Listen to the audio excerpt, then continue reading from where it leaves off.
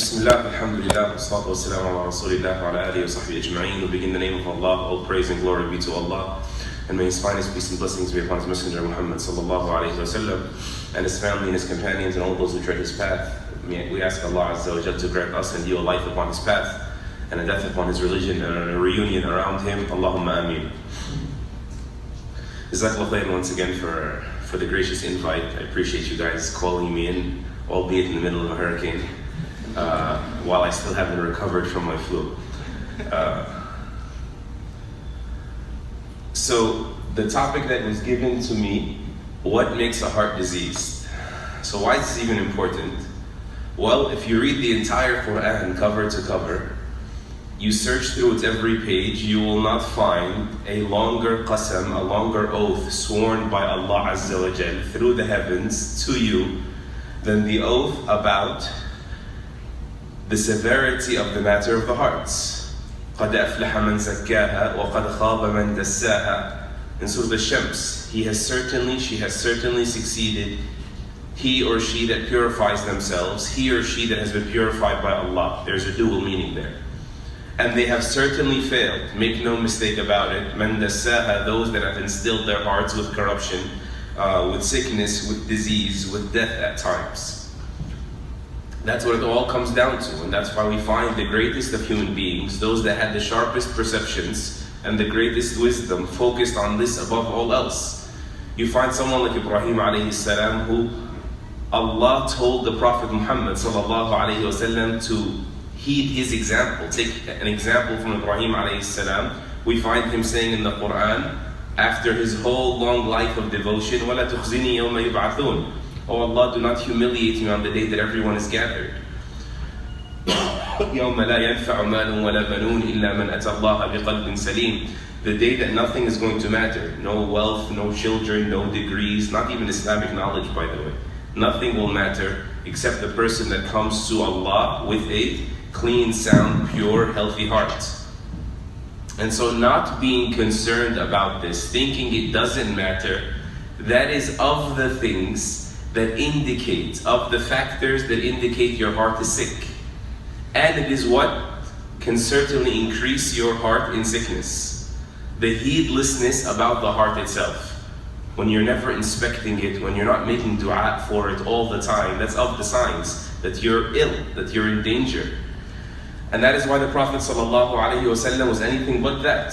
Our mother Salama radiallahu anha, she said to us that the most frequently made dua, supplication of the Prophet ﷺ was Ya muqallib al-qulub thabbit qalbi ala dinik. O turner of the hearts, keep my heart firm on your deen. How often do you say that? How often do you say that present-mindedly?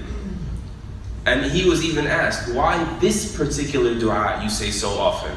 And he said, إِنَّ الْقُلُوبَ بَيْنَ أُصْبَعَيْنِ مِنْ أَصَابِعِ الرَّحْمَنِ يُقَلِّبُهَا كَيْفَ يَشَاءُ. Because the hearts are right there, all of them, between the two fingers of the most merciful. Nobody should think if Allah flips the hearts as He wishes, then we have no say in it. That's it, there's nothing to be done, it's all up to Allah. No, the point of the question which bore that answer was the fact that he was always asking Allah, appealing to Allah. And so the fact that you care enough has an effect on how much care you will receive from Allah regarding your heart. We have to be invested in this enterprise, hugely invested.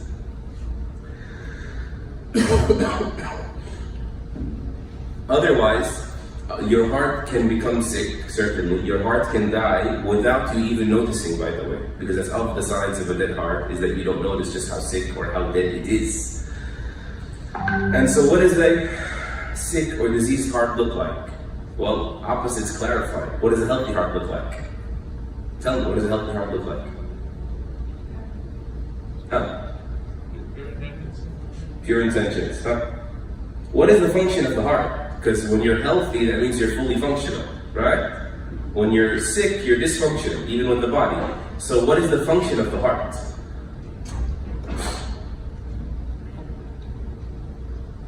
Who has the answer?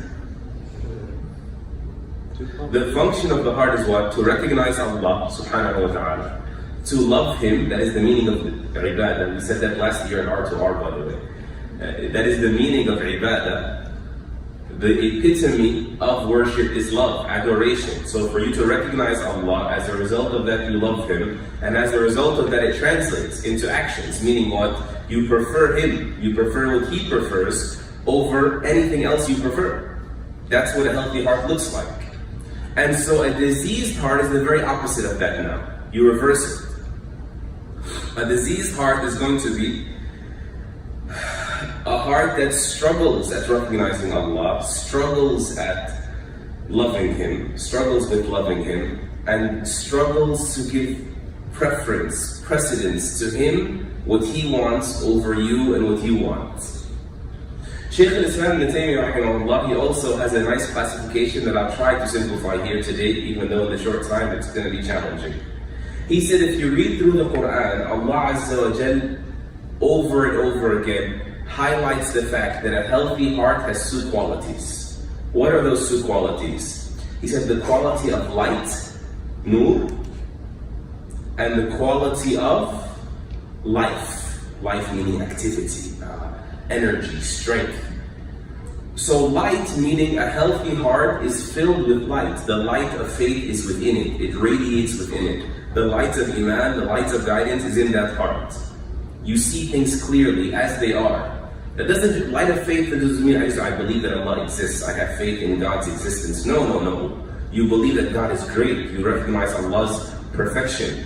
And then as a result, you worship Him as though you see Him. As though you see Him how? With your heart, the lights get turned on in your heart. You are observant of Him. Does that make sense, guys? That's the first quality. A heart that is filled with light, illuminated. Has good reception, clarity, communication between it and Allah subhanahu wa ta'ala. The second quality we said is what? Light and life. It is driven, it is passionate about doing good, seeking out good. Allah is the ultimate good, but all the other forms of good that Allah spelled out for us, the things that He told us are pure, are good, and are in our own best interests. That is a healthy heart. Illuminated, filled with light, and filled with life, spiritual energy, passionate about the right things. So now reverse it to get to our topic. What does a diseased heart look like? The opposite of light is what? Darkness. And the opposite of strength is what? Weakness. So a diseased heart has these two qualities. Number one, it is a dark heart. It is dim, dark. And that is why it is always suffering from doubts, suffering from confusions, suffering from blindness, so many different things. So for example, a diseased heart is one that is blurry vision, doubtful, confused about the realities of faith, confused about its belief in Allah Azza wa Jal, confused in its belief about the angels, confused in its belief about the ghaib. The realities of faith are greater realities than the physical realities of our world. So if all you can see, if all you're sure about is the physical world, then you really don't see anything at all, right? Because what's more a reality, us or Allah? Allah. Compared to Allah, we don't even exist really. We're not a reality. We are contingent, dependent on Him, right? We are a byproduct of the power of Allah Azza wa Jal, the command of Allah. We are temporary. All of that. So He is more a reality. And if all you focus on is your little reality, that means you're blind in the truest sense of the word. And that is what the Quran said. فَإِنَّهَا لَا تَعْمَى الْأَبْصَارِ وَلَكِنْ تَعْمَى الْقُلُوبُ الَّتِي فِي الصُّدُورِ. It's not the heart, the eyes that go blind, but rather it is the hearts within the chest that go blind. That's true blindness. The blindness of the heart to the realities of the light, the realities of faith. And also, blind to what else? You're in the dark about another reality. The reality of your own existence in the hereafter. The reality of the akhirah. A diseased heart is not very aware of the akhirah. Because you can believe in the hereafter simply like logic. Yes, trees dead in winter come back to life in spring. Therefore me, when I die, I can come back to life. The one who did this can do that. On a very crude, philosophical level, it's pretty straightforward. There will be a hereafter, right? But there's a very big difference between that and between you feeling just how close and just how permanent the akhirah is. You feeling, tasting Allah saying, يَوْمَ تُبْلَى السَّرَائِرُ, the day the secrets become public. Allah Azza wa Jal saying, إِذَا بُعْثِرَ مَا فِي الْقُبُورِ, when the graves spit out all their contents, which is us. وَحُصِّلَ مَا فِي الصُّدُورِ, and what the chests conceal is collected. It's all presented forward. What was tucked away and hidden. When the Prophet ﷺ says, إِنَّ الْجَنَّةَ أَقْرَبُ إِلَىٰ أَحَدِكُمْ مِنْ شِرَاكِ نَعْلِهِ وَالنَّارُ كَذَلِكَ, paradise is closer to one of you than the strap of your sandal, meaning your shoelace. See how close your shoelace is to you? If you have shoelaces, or a strap on your shoe or on your boot. Jannah is closer to you than that, isn't it? There will come a moment when you put your shoes on, you put your clothes on, you button yourself up, someone else will unbutton you. You will be in a different world. That could happen at any given moment. To feel the closeness, the reality of the hereafter, is of the signs of a healthy heart. And of the signs of a diseased heart is darkness, being in the dark about just how real, just how close the hereafter is. Is this clear to everyone? By the way, this darkness, no one likes to be left in the dark. It's human nature, right? This darkness causes the human being a great deal of anxiety, a great deal of pain. Think of just being in the dark about the hereafter, not really sure, not really thinking about it much. Do you know how painful that is? Think of many of the secondary diseases of the heart, like envy. When you envy someone, why do you envy someone? When you have hatred and hostility and malice in you and hard feelings and grudges and all, why? Where does all that come from? So much of that pain comes from the fact that all you can see is this world. And this world is so limited, right? And so you want it, but we can't all have it all. They have it, you want, so you become envious. You become upset, you become angry, you hold grudges. That's where it comes from. This causes you a lot of pain, doesn't it?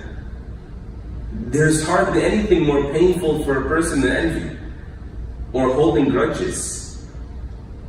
Ibn Mas'ud radiallahu anhu used to say, I never saw an oppressor more resembling of an oppressed person than the envious. Like, you're the oppressor, you shouldn't be hating on what they have and jealous of what they have, but you are hurting more, though you're the one that is inflicting this violation on the other person. And grudges and hate, this is a toxic way to live, right? It's like, as one person says, drinking poison, waiting for the other person to die. That's not going to work very little. And so the pain that comes with disease, just like physical disease hurts, the pain that comes with the spiritual disease is a reality.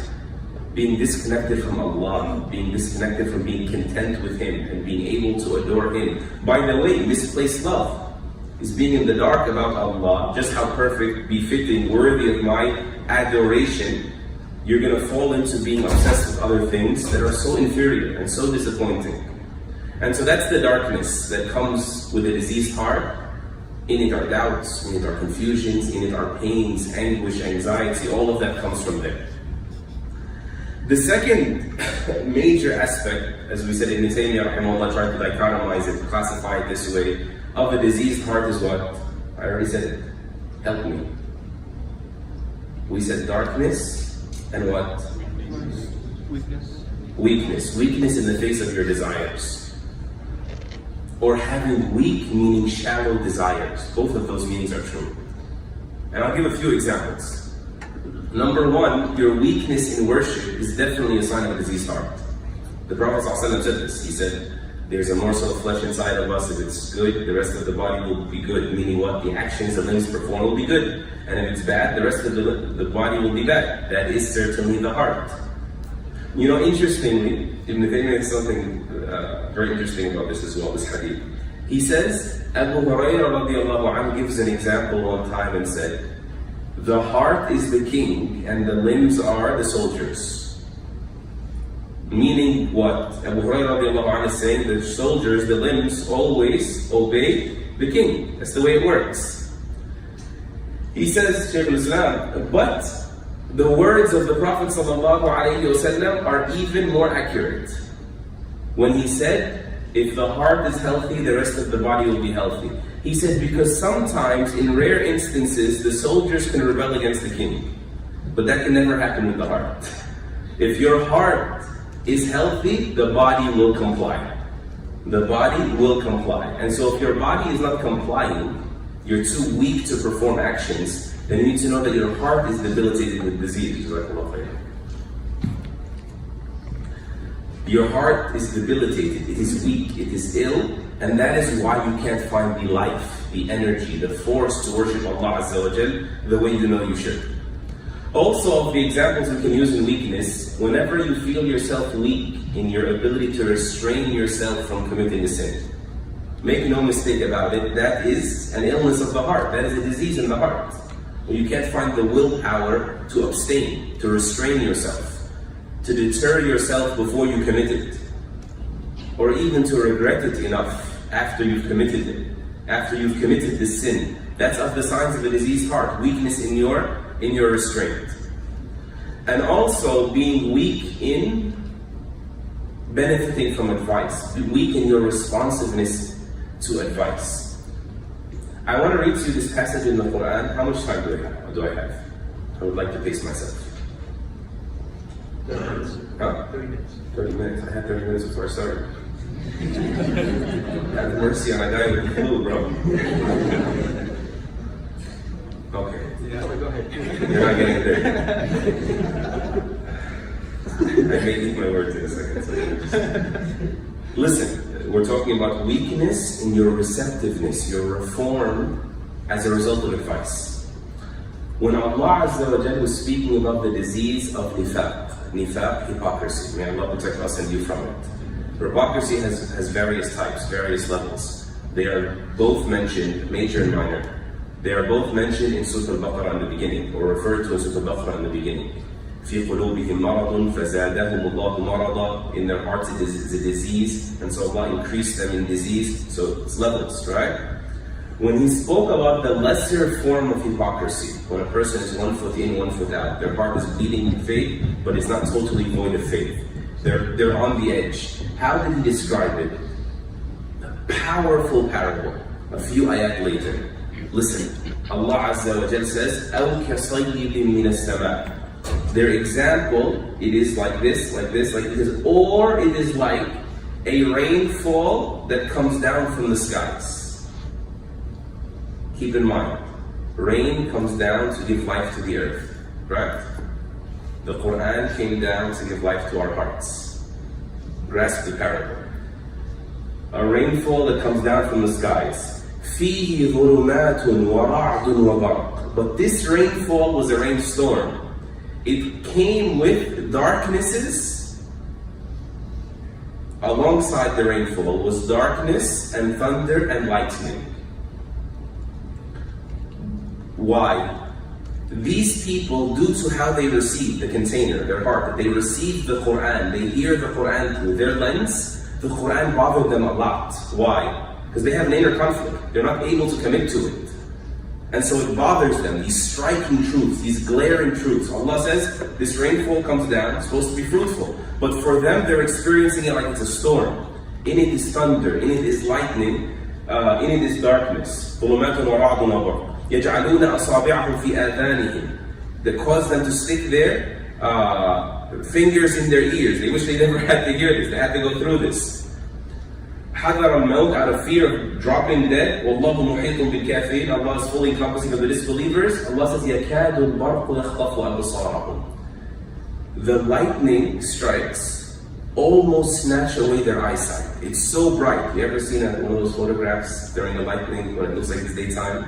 In that moment when they catch it just right, it illuminates the entire world for that moment. Allah says the lightning strikes are so bright it almost blinds them. The truth is so glaring and obvious and painful for them. كُلَّمَا أَضَاءَ لَهُمْ مَشَوْا فِيهِ. Listen, but what is lightning also? Lightning is also very momentary. It's a flash. He says every time it gets lit up for them, they walk in it, they walk in the light. وَإِذَا أَظْلَمَ عَلَيْهِمْ قَامُوا. And then when it goes dark again, they just stand still. Stop and go, stop and go, stop and go.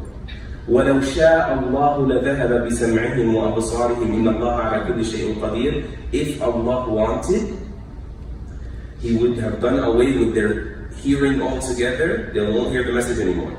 And their sights altogether. Certainly Allah is over all things capable. In other words, what? Of the signs of a heart that is ravaged with the disease of hypocrisy, the disease of nifaq, is that the moment the reminder ends, its effects end. They're back in loss. When you cannot retain advice fast enough, when you stop at a rest area for your iman, whether that's salah or Quran or a lecture, and the moment it's over, you regress too fast, that's a very dangerous sign. That degree of weakness where you have no spiritual independence, right? That's a problem, a huge problem. And Allah says, if you don't recoup quickly, Allah, if He wishes, He could do away with their sights altogether. Meaning what? They can go from weakness, which is the lesser and usually the earlier phase of disease, to the one I began with, to darkness, which is the more fatal form of the disease of the heart. And so check on what you get out of your rest areas. Your spiritual rejuvenation. How often do you get it and how long does it last? Ibn al-Qayyim rahimahullah, he says, and these are very difficult words. He says, seek your heart out, meaning the diagnosis of your heart. Seek it in 3 places. In salah, and at the recitation of Quran, and when a reminder is being shared. فَإِن لَمْ تَجِدْهُ, he says, if you can't find it there, it's not present, it doesn't react, then ask Allah to grant you a heart, because you have no heart, no living heart He needs. The disease has put you on the brink of death, or has totally annihilated your heart. That is not to make anyone hopeless if they fail this test, because Allah Azza wa Jalla at the same time tells us all throughout the Quran that not just does He heal the sick, heal the disease, Allah also gives life to the dead, doesn't He? Subhanahu wa ta'ala. Don't we know that? Aren't we certain of that? That's why you find, for example, in Surah Al-Hadid, when Allah Azza wa Jalla says, has the time not come for the believer's heart to melt out of the remembrance of Allah and not be like the people before them that kept dragging it, that kept procrastinating until their hearts hardened. He said what in the very next ayah? It's not unrelated, it's never unrelated. Allah said, اعلموا أن الله يحيي الأرض بعد موتها. Be certain that Allah gives life to the earth after it has died. قد بينا لكم الآيات لعلكم تعقلون. We have made clear for you the signs. O you whose heart may have hardened, have died, have cracked. Allah gives life every single spring to the earth after it has died. We've made clear for you the signs for people that will reason. And the Prophet ﷺ, he said to us, إِنَّ الْإِيمَانَ لَا يَخْلَقْ فِي جَوْفِ أَحَدِكُمْ كَمَا يَخْلَقُ الثَّوْبِ فَاسْأَلُوا اللَّهَ أَنْ يُجَدِّدَ الْإِيمَانَ فِي قُلُوبِكُمْ. Remember this. He said, Iman, faith, wears out inside of you the same way a garment wears out. Same way it gets old, begins to tether, fall apart, wither away. He said, faith wears out inside of you the same way that a cloak or a garment will wear out. So ask Allah, constantly ask Allah to renew the faith in your heart. We ask Allah Azza wa Jalla to renew the faith in our hearts, and to continue to renew the faith in our hearts, and to give life to our hearts by virtue of our faith. Allahumma ameen. So that's the first step, by the way, to getting past the disease once we've diagnosed some of it. You ask Allah with any dua that you know, by the way. This is just one dua. The Prophet ﷺ taught other du'as as well, very beautiful du'as. Allahumma ati nafsi taqwaha wa zakkiha anta khayru man zakkaha. Oh Allah, grant my soul its piety and purify it. You're the best one that does so. Anta waliyuha wa mawlaha. You are its guardian, you are its master. Very beautiful dua, complete surrender. But it shows that you're also invested in this. Constantly ask Allah Azza wa Jalla. Whether these are the du'as or the du'as from the Quran, رَبَّنَا لَا تُزِغْ قُلُوبَنَا, oh our Lord, don't cause our hearts to deviate, to swerve. بَعْدَ إِذْ هَدَيْتَنَا, after you have guided us. وَهَبْ لَنَا مِن لَدُنْكَ رَحْمَةً, and gift to us from you a mercy. إِنَّكَ أَنْتَ الْوَهَّابُ, you are the greatest gift giver of all. And then the next thing we're going to do, after being diligent to constantly ask Allah Azza wa Jalla to protect our hearts, purify our hearts, cleanse diseases, renew our faith, all of this, you're going to have to put in the work in a different way as well. This work it should begin, by the way, but this lecture, there's no time for that. Begin with you studying how your heart functions. Like Allah blessed us with a deen that teaches us the mechanics of our heart. You would not be able to know it if Allah didn't reveal it. You know, the scholars, when they derive from the Quran and Sunnah, all of these, the poisons of the heart, for example, too much eating, too much sleeping, too much talking, too much mixing, right? Secondhand sins, and just also social comparison. All these things, they destroy you. They do little by little, even though they're all in principle halal sometimes. And when we talk about the different kinds of sins, so you can grade it, this is just a priceless treasure that I can't talk about. That's a part of it. But what will I talk about? The very bare minimums. Number one, which is your practice as a Muslim, your day-to-day practice being a little bit more serious. You know, I'm not going to go on a rant, I promise, but the issue of practice, do we realize in the age of the secular project where people try to silence God out of their lives, right? Do we realize the concept of a non-practicing Muslim is very oxymoronic? Do we realize this? Like, I'm not saying if you're not practicing, you're not Muslim, by the way. Just like, we're not. That's not the issue. But still, I mean, just because I don't want to think someone is being judged by me does not mean I'm not going to keep reminding my brothers and sisters about the ideal, or else we'll never work towards it. Right or wrong? You cannot be a non-practicing Muslim. This is a very dangerous concept. A non-practicing Muslim means a non-submitting submitter. Right? Isn't that what it means? There's a big problem with that. Huge problem with that. By the way, Islam differentiates between like disbelief and sinning. We can be weak. We're all weak. We all have our weaknesses. But we cannot be rebels against Allah and say, I'm not going to practice. I don't practice. I'm not that kind of Muslim. That would be tantamount to disbelief, by the way. Rebellion is disbelief. That's what made Shaitan a disbeliever, and Adam alayhi salam not. Adam alayhi salam, I admitted my mistake. I should have committed to that rule. Shaitan said, no, I don't need to follow that rule. That is the whole difference between who is a person in principle that submits to Allah and who doesn't. Who is a person that singles Allah out, ABC's Islam, Tawheed, and someone who sees themselves at equal footing with Allah, shirk, right? That Allah sets His rules and I set my own. That is the antithesis. That is the venom that will destroy your heart. That's why Allah Azza wa Jalla said, فَوَيْلٌ لِلْمُشْرِكِينَ الَّذِينَ لَا يَأْتُونَ الزَّكَاةَ. Woe to the mushrikeen, those who set equal with Allah, those who don't come to purity. What is the purity in this ayah? The purity of Tawheed. That is the basis of purifying your heart, is recognizing your God above all else. It's the function of the heart, remember?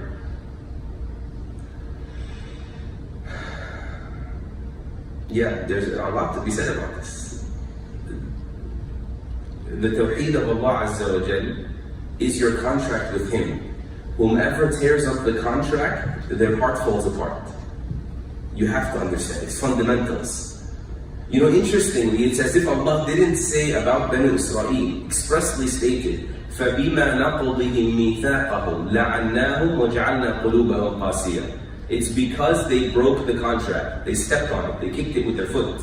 They were not weak, they were rebellious.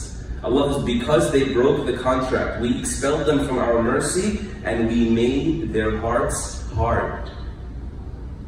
And so putting in the work, dedication, devotion in practice is a huge part of this. In simpler terms, it's a mathematical equation. Minimizing the things we do wrong and maximizing the things we do right. To minimize our sins, to maximize our good deeds, is a central part of cleansing our hearts and purifying them. You know, Shaitan knows this, and you need to know this. You when you stop performing good deeds, this is far more dangerous to your heart than you performing sins. Did you catch it? Shaitan cares more about you not performing good deeds than he cares about you sinning. One of the most dangerous aspects of sins is what? They make you feel worthless, right? And so you stop performing good deeds. And so then you become what? Overwhelmed by your sins. To the point that you stop seeing them as sins. You see the weakness becomes a doubt, becomes darkness.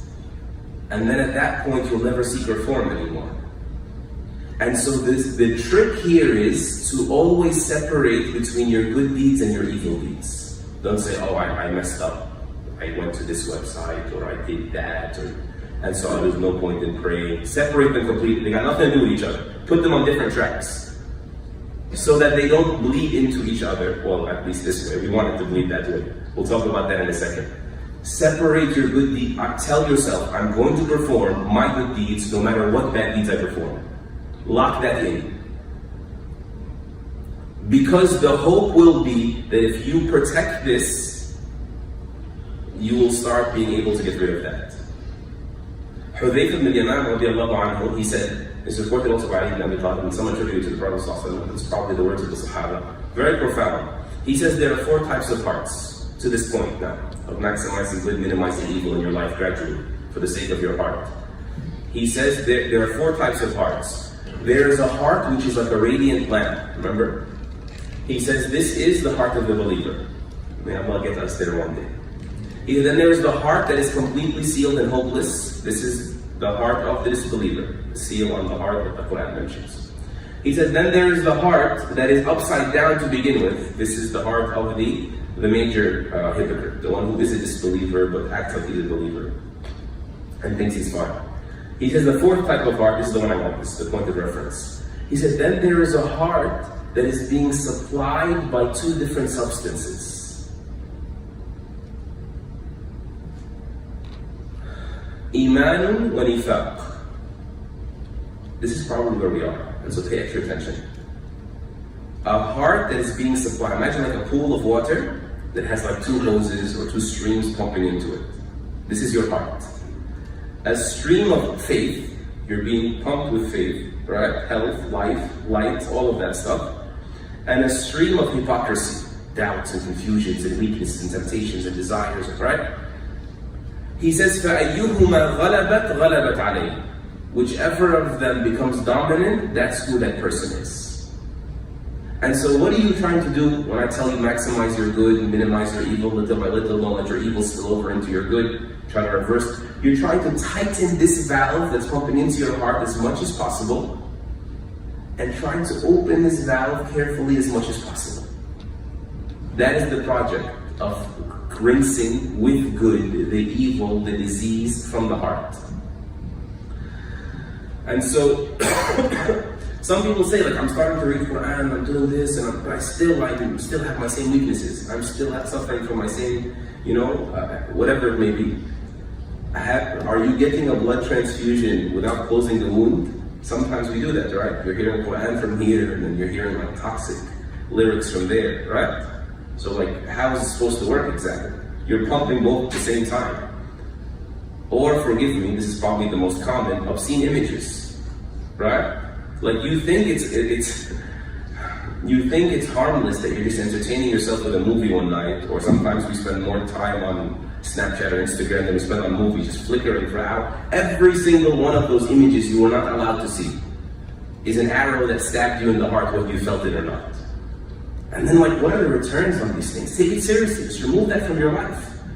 You'll sleep better, you'll be better off. All the pains that come with a diseased heart will begin to subside, by the way. It's not like you went the next day to work or to school and it's like, oh man, I know I failed my exam, but it's okay because that movie was really good last night. We never feel that way. It's patchwork, isn't it?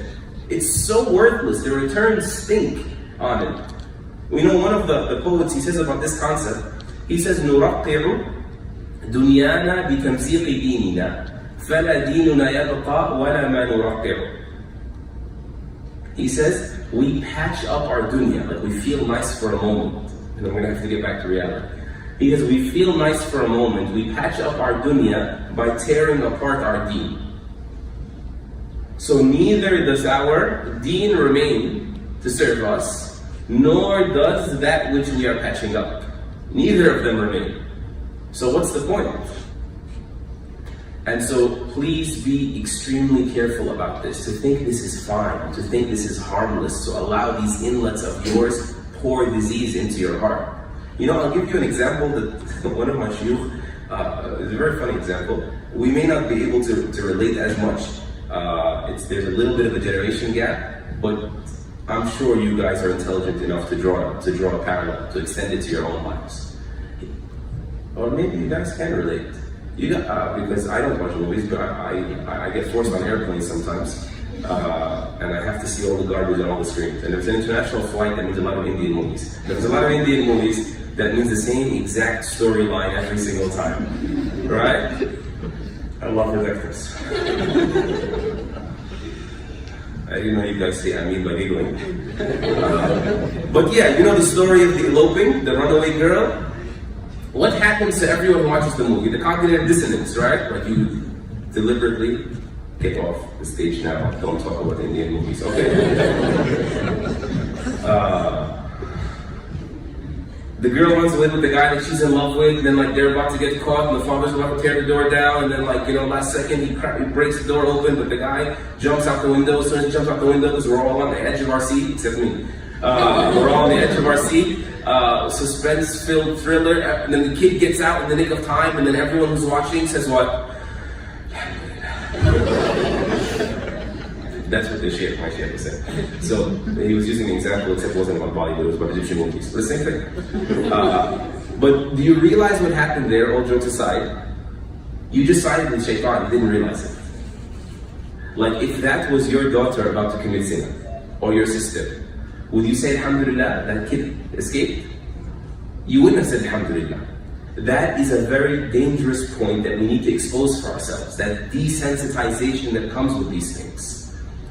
The Prophet ﷺ said, إِذَا سَرَّتْكَ حَسَنَتُكَ وَسَاءَتْكَ سَيِّئَتُكَ فَأَنْتَ مُؤْمِنٌ.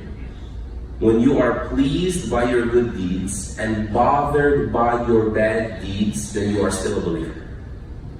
Then there's still belief, faith, health, life, light in your heart. When you don't feel it anymore, you should panic. And so be careful of the things that comatose and disease infect your heart in that way. And so be vigilant about getting numb, and be dedicated about whatever does happen, you polish it quickly. You polish, and you perform even better good deeds. And no matter how many times shaitan knocks you down, you get up one time more than that. I'll share with you two ahadith and I will close. The first of them is the hadith of Abu Hurairah radiallahu anhu, Sunan al-Tirmidhi.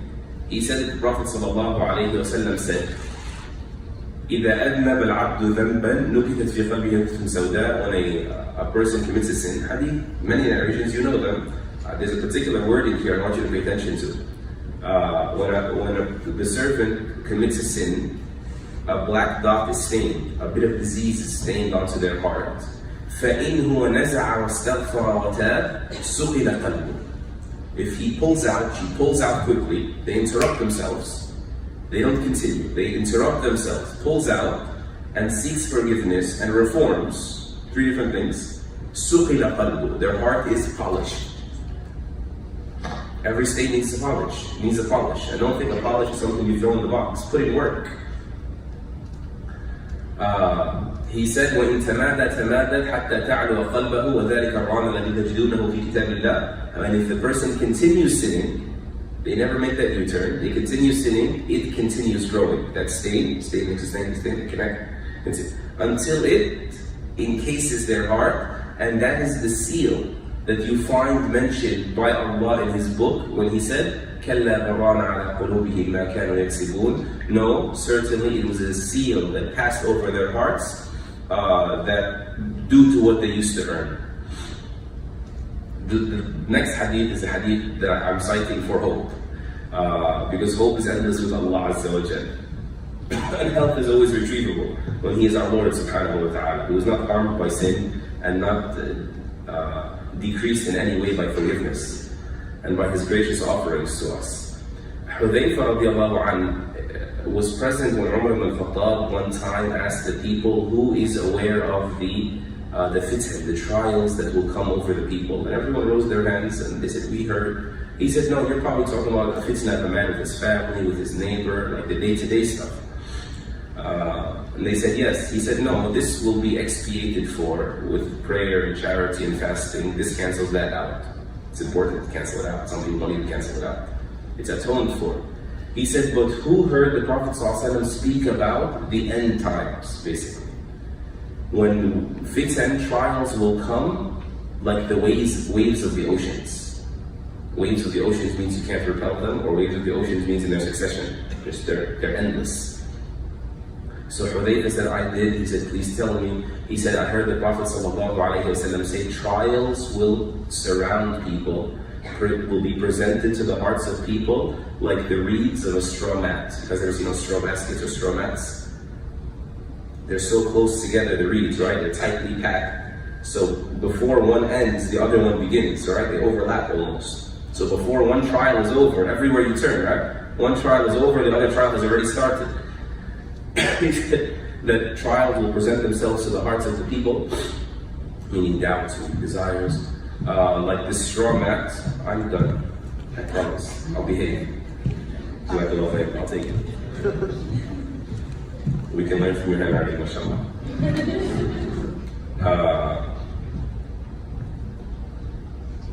He says, any heart that indulges in this trial, meaning fails this test, meaning falls into this temptation or doubt, gives into it, buckles in front of it, a black dot is placed on the heart, and every time a heart resists, rejects one of these trials, one of these fitan, a white dot, this is what I want, a white dot is stained onto that heart, or should I say stamped onto that heart. The heart becomes gradually healthy. It's not just it gets worse, it also gets better every time you simply resist.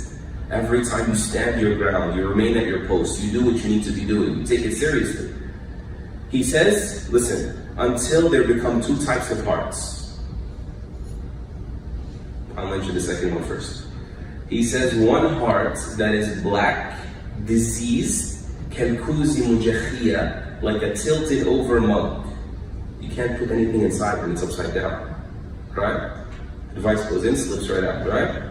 This is the disease of hypocrisy, may Allah protect us. He says, like a tilted over mug, لا يعرف معروفا ولا ينكر منكرا إلا ما أشكل من هوى. This heart does not recognize good any longer, does not get offended by evil any longer, except that which is dictated, he literally said, except that which is soaked up according to its desires. The person whose desires become his commander, his God, her God, the other heart, he said, alayhi salatu wasalam, وَقَلْبٌ أَبْيَضْ مِثْلُ الصَّفَا, and a heart that is white, from how pure it is, مِثْلُ الصَّفَا, like the mountain stone. Some scholars said like the mountain stone here means what? Not white like the mountain stone, meaning as white as the mountain stone, no. It is white, that's the color. Like the mountain stone, meaning indestructible. A heart that becomes immune to trials. Meaning, I'm trying to tell you, it's going to get easier. It's not a constant uphill battle on every front. Allah will appreciate your struggle, then there will be an autopilot, bi'idhnillah, or an easier phase in this. Put in the work, and He will meet you 10 steps for every step you take. Isn't that what His promise is to us? And a heart that is white, like the mountain stone, مثل الصفا, he said عليه الصلاة والسلام, لا تضره فتنة ما دامت السماوات والأرض. ما دامت السماوات والأرض. And it will never be harmed by any trials after that. So long as the heavens and the earth remain, meaning so long as this universe exists, meaning so long as the exam continues. So it's all you need your heart for. May Allah Azza wa Jal cure our hearts and yours and purify them. And help us find the resolve and determination to care about our most prized asset in this dunya and what we present to Allah Azza wa Jal before anything in the akhirah. Allahumma ameen. Wa sallallahu wa sallam wa baraka ala nabiyyina Muhammad wa ala alihi wa sahbihi ajma'in. Sorry guys, I'm sick, so. Forgive me.